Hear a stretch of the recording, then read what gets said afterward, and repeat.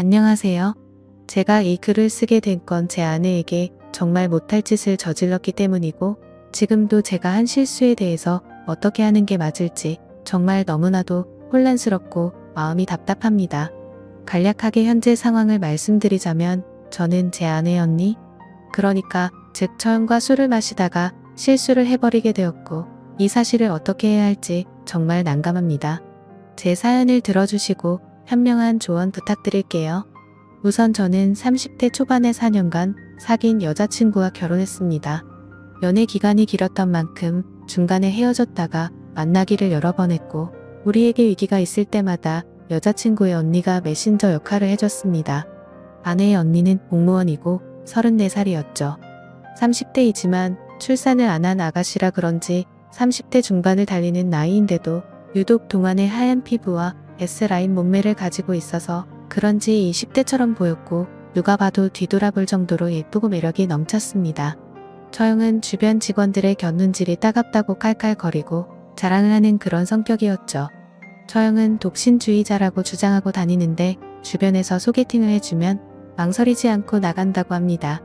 일단 공무원이니 소개팅 제의가 많이 들어오는 것 같더라고요. 아내와 만날 때마다 전에 소개팅남이 어쨌다 저쨌다고 일장연설을 늘어놓았습니다. 제 아내는 큰 키에 마른 몸이고, 처형은 큰 키에 S라인이니 자매가 키는 닮았어도 몸매는 완전 상반되었던 거죠. 처형은 길을 지나가도 사람들의 시선이 자신에게 꽂혀 있는 것을 알고도 은근히 즐기는 듯한 느낌이 들었습니다. 저 스스로도 그러지 않으려고 많이 애를 써봤지만, 직업도 좋고 몸매도 훌륭하며 성격도 밝은 처형을 아내와 만날 때부터 몰래 좋아하게 되었던 거죠. 사람 마음이라는 게 마음대로 되지가 않지 않습니까? 그래서 아내랑 사귈 때 한 번은 셋이서 술을 마셨던 적이 있습니다. 술을 마시던 중 아내가 화장실에 갔을 때나 처형에게 말했었죠. 나 사실 누나도 좋고 현숙이도 좋아 라고 말해봤는데, 처형은 정신 차려 이놈아 라고 꿀밤을 때려서 그 자리에서 마음을 접어야 했습니다. 하긴 내가 자매를 두고 양다리를 걸치면 안 되는 걸 알았기에 당연히 아내에게 집중하고 결혼까지 골인을 하게 되었던 거죠.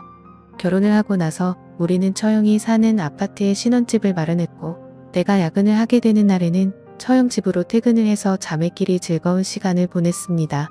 그러면 저는 처형 집에 가서 아내를 데리고 나오고는 했죠. 처형의 목소리는 언제나 유쾌하고 밝았습니다. 일하는 구청에서도 친절하기로 소문이 자자하다고 들었어요. 하루는 아내를 데리러 처형 집에 갔는데, 처형은 깜빡 잊은 것인지 몰라도 집에서 혼자서만 있을 때 입는 그런 수준의 민망한 원피스를 입고 있었습니다. 제가 민망해서 시선을 피하자 처형은 현숙이 방금 집에 갔어 라고 말했고, 저도 모르게 심장이 두근거렸고 민망한 이 순간을 어떻게 넘겨야 할지 고민하고 있었습니다. 그런데 처형이 갑자기 우리 집에 온 김에 차나 한잔 마시고 가라고 하더라고요. 저는 반가운 마음에 처형 그럼 나는 아이스 커피 타죠 라고 했고, 처형의 뒷모습을 봤는데 정말 이러면 안 되지 하는 마음에 환장하겠더라고요. 저는 애써 눈을 딴 데로 돌렸고 시원한 아이스 커피로 진정하려고 했습니다. 그런데 처형은 가스렌지 쪽으로 다시 향하더니 공국을 끓여놨다며 이제 다 식었으니 좀 가져가라고 하면서 가지고 오다가 그만 주방 바닥에 묻은 물기에 미끄러져서 공국을 다 쏟았고 처형도 넘어지고 말았습니다. 그런 처형을 잡아주면서 일으켜줬습니다. 에고 어떻게 해. 많이 아프겠다. 왜 삼복더위에 공국을 끓여. 퇴근하면 좀 쉬지라고 하면서 얼른 키친타올을 가져와서 처형의 옷을 툭툭 닦아주다가 처형의 몸에 살짝 스쳤던 거죠. 처형은 반사적으로 나 얼른 씻어야겠다라고 하며 서둘러서 욕실로 갔습니다. 그러면서 문을 살짝 열고서는 잘 가. 나는 나 안 나간다 라고 하더라고요. 그래서 저는 난리가 난 주방을 수습하고 냄비도 닦아 놓았습니다. 처형은 물소리로 인해 제가 주방에 있다는 걸 인지하지 못한 건지 샤워를 다 마치고 욕실 문을 열고 안방으로 들어가는 소리가 들리더라고요. 그래서 저는 뒷정리를 다 마치고 방문 앞에서 처형 나 갈게 라고 말했더니 어머 깜짝이야 하면서 얼른 안방문을 잠그는 소리가 들리더니 너 다 봤지? 라고 했습니다. 저는 하나도 못 봤으니 걱정하지 말고 안심하고 달자라고 인사를 하고 집을 나왔었죠. 저도 진짜로 주방에서 뒷정리를 하느라 정신이 없었고 그냥 별 다른 생각이 없었습니다. 하지만 솔직히 그날 이후로 마음이 싱숭생숭했었죠. 예전에도 관심이 있었지만 최대한 스스로 마음을 다잡아가면서 처형을 잊고 지냈었거든요. 그리고 며칠이 지난 어느 주말에 아내는 지방에 사는 친구를 만난다고 나갔습니다. 저는 배달 음식을 시키려고 휴대폰을 보고 있었죠. 그런데 처형에게 전화가 왔습니다. 뭐 하고 있냐고 해서 아내가 약속이 있어서 나가서 밥 시켜 먹으려고 하고 있었다고 했죠. 그러자 안 그래도 현숙이가 너 밥 안 먹었으면 챙겨달라고 부탁했다며 오랜만에 우리 낮술이나 한잔 하자고 하면서 집 밖으로 나오라고 했습니다. 근처 매운 등갈비찜 집에서 소주를 마셨는데 처형은 평소 주량이 소주 한 병 정도로 알고 있었죠. 그런데 그날따라 소주를 연거푸 마시더니 각자 3병이나 넘게 마셔서 만취 상태가 되었습니다. 그러자 형수는 술이 많이 취했는지 평소와 다르게 코맹맹이 소리를 내면서 애교를 부리는가 하며 말을 하다가 혀도 꼬이기 시작하더라고요. 뭐가 그렇게 좋은지 실실 웃더니 그만 테이블에 엎드리고 말았습니다. 그래서 저도 엄청 취한 나머지 더 마시다가는 큰일 나겠다 싶어서 술에 취한 처형을 부축하고 집으로 향하게 되었죠. 저는 처형이 사는 아파트의 현관 비밀번호를 알고 있었습니다. 왜냐하면 장인어른이 처형이 혼자 살고 있으니 비밀번호는 알고 있으라고 그래야 급한 일이 있을 때 처리할 수 있다고 하셨기 때문도 있었고, 저와 아내 그리고 처형 셋이서 한 가족처럼 친하게 지내고 있었기 때문에 그게 별 대수롭지 않다고 생각을 했었었죠.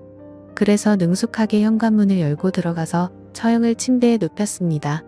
처형은 술에 만취해서 깊은 잠을 자더라고요. 그런데 갑자기 술이 확 깨는 기분이 들었습니다.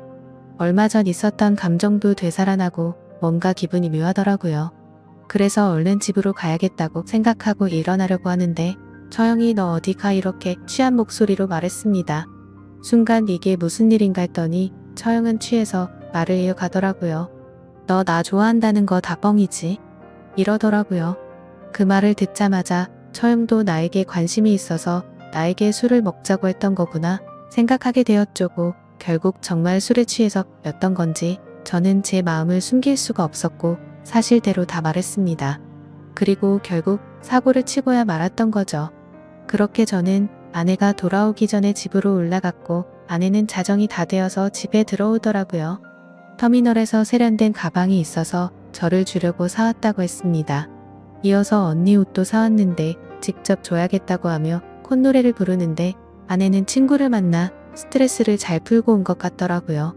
그 모습을 보고 있으니 죄책감이 몰려왔고 정말 내가 무슨 짓을 한 거지 하는 생각에 머릿속이 혼란스러웠습니다. 정말 아무 일도 없었다는 듯이 보내려고 했지만 그게 안 되더라고요. 처형은 그날 이후로부터 뭔가 연인이 된 것처럼 저를 대하는데 저는 대답을 하면서도 뭔가 거짓 연기를 하는 것처럼 느껴졌습니다. 솔직히 말해서 앞서서도 말했듯이 저는 아내도 좋고 처형도 좋은 게 제 마음이거든요. 그런데 이걸 아내가 알게 되면 어떤 일이 벌어질까 그게 걱정이 되는 게 가장 큰 고민입니다. 신기한 게 처형은 셋이 같이 있어도 아무렇지 않은 척 하는데 진짜 연기자가 아닌가 싶을 정도였죠. 그러면서도 뒤에서는 저와는 다른 연인들처럼 아무렇지 않게 지내고 있습니다. 행복하긴 한데 너무 두렵다고나 할까요? 사실 이런 상황들을 드라마나 영화 같은 데서만 일어나는 건지 알았는데 실제로 저에게 일어나고 보니 도저히 어떻게 해야 할지 감이 안 잡히네요. 이런 만남을 몰래 지속해봤자 결국 걸리지 않을까 하는 생각도 들고 아내에게 솔직하게 말할 수도 없는 노릇이고 정말 환장하겠네요. 사실 이런 상황을 주변 지인들이나 회사 사람들에게 말할 수도 없으니 객관적인 사고도 되지 않습니다. 많은 분들이 이 글을 들으셨을 때 어떻게 하는 게 가장 좋을 것 같나요? 현명한 조언 남겨주시면 감사하겠습니다.